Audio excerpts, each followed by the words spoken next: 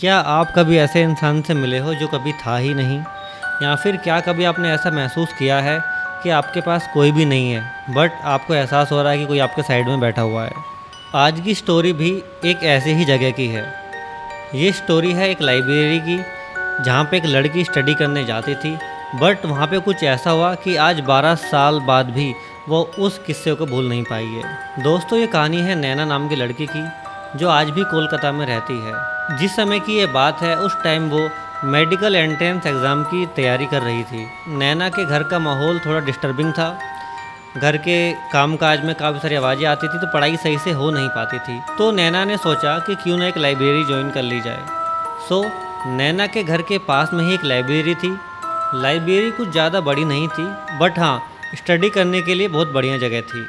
दोस्तों, कोलकाता की ये लाइब्रेरी सुबह 6 बजे से लेकर शाम को 7 बजे तक ओपन रहती थी। नैना भी स्टडी के लिए अपने सारे दिन का टाइम उसी लाइब्रेरी में स्पेंड करती थी।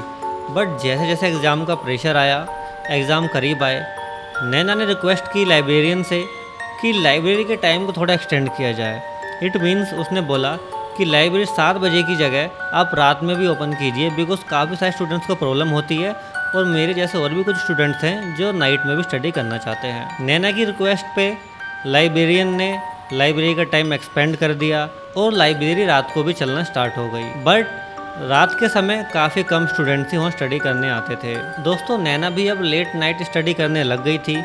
एक रात नैना ने नोटिस किया कि एक नई लड़की लाइब्रेरी में स्टडी करने आई हुई है, जो कि वाइट कलर की ड्रेस पहने हुए थी, बाल एकदम बिखरे हुए थे और चेहरा भी एकदम शांत था। 2-3 दिन बाद नैना की उससे दोस्ती हो गई। यूजुअली जैसे आमतौर पर सभी लोगों की हो जाती है, जो हम सब लोग एक साथ पढ़ते हैं, तो नैना की भी हाय हेलो हो गई। धीरे धीरे दोनों में बातचीत बढ़ गई। दोनों पढ़ाई से रिलेटेड बातें करने लग गए और दोनों ही शाम को लाइब्रेरी में अकेले रुका करते थे और लॉन्ग टाइम तक स्टडी किया करते थे। ऐसा मानो कि दोनों में दोस्ती हो गई है। एक बार क्या हुआ कि नैना का पेन गलती से नीचे गिर गया। जब नैना उस पेन को उठाने के लिए झुकी तो नैना ने देखा कि उस लड़की के पैर सूजे हुए हैं। मानो ऐसा लग रहा था कि काफ़ी घंटे से उसके पैर पानी के अंदर रखे हुए हों। नैना को अजीब तो लगा, बट उसने कुछ पूछा नहीं।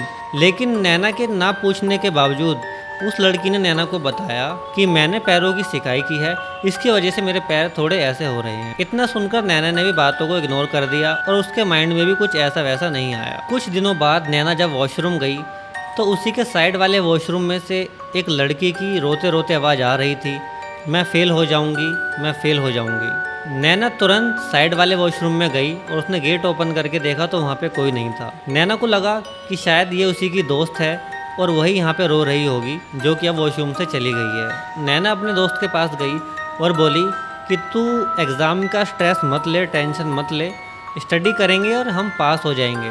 कोई भी ऐसा डाउट नहीं है कि हम लोग पास ना हो अगर हम अच्छे से स्टडी करेंगे, और मैं तेरे साथ हूँ, तू टेंशन मत ले, हम सही से पढ़ेंगे, स्टडी करेंगे और पास हो जाएंगे।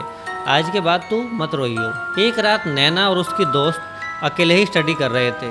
नैना ने जब उसको देखा तो वो रो रही थी, उसके बाल भी बिखरे हुए थे। जब नैना उसके पास गई, नैना ने पूछा कि तू ठीक है, क्या हुआ, कोई प्रॉब्लम तो नहीं है। तो जैसे उस लड़की ने अपने बाल ऊपर करे तो नैना के होश उड़ गए। नैना ने देखा कि उसकी स्किन एकदम वाइट हो रही थी, उसकी आंखें मानो बाहर आ रही थी और उसकी बॉडी की स्किन फटी फटी टाइप की हो रही थी। ऐसा देखने के बाद नैना लाइब्रेरी से बाहर की ओर भागी और उसके बाद शायद वो बेहोश हो गई। उसके बाद उसको कुछ भी होश नहीं। इसके बाद नैना को जब होश आया तो वो अपने घर पर थी। नैना ने बताया कि लाइब्रेरी वाले भैया तुम्हें बेहोशी की हालत में यहाँ पे छोड़ के गए हैं। तो नैना ने अपनी आप बीती बताई। बट लाइब्रेरी के सभी बच्चे यही बोल रहे थे कि हमने ऐसी कोई लड़की आज तक नहीं देखी है, हमने तो देखा है कि तू अकेले ही स्टडी करती है।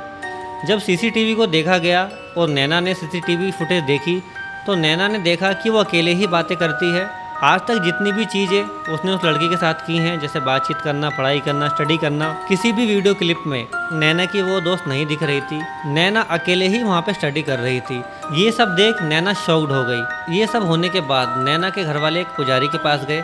पुजारी ने बताया कि ये आत्मा भटकी हुई आत्मा है, ये किसी ऐसी लड़की की है जो एग्ज़ाम का स्ट्रेस लेकर मर गई थी और अभी तक उसी डर की वजह से भटक रही है। उसके बाद पंडित जी ने कुछ उपाय बताए और नैना को कामाख्या माता के मंदिर जाने को भी कहा। ये सब उपाय करने के बाद नैना ने उस लड़की को कभी महसूस नहीं किया। बट आज 12 साल बाद भी नैना को जब ये बातें याद आती हैं तो वो सिहर उठती है। नैना बताती है कि आज की डेट में भी अगर वो किसी नए इंसान से मिलती है तो वो यकीन नहीं कर पाती कि ये कोई रियल इंसान है या कोई आत्मा। अगर ये कहानी सुनकर आपको भी झटका लगा तो वीडियो को जरूर लाइक कीजिए और चैनल को भी सब्सक्राइब कीजिए। और अगर आपके पास भी कोई ऐसी स्टोरी है जो कि काफ़ी इंटरेस्टिंग हो और रियल हो तो आप कमेंट बॉक्स में ज़रूर बताएं। दोस्तों मिलते हैं अगली वीडियो में, तब तक के लिए धन्यवाद।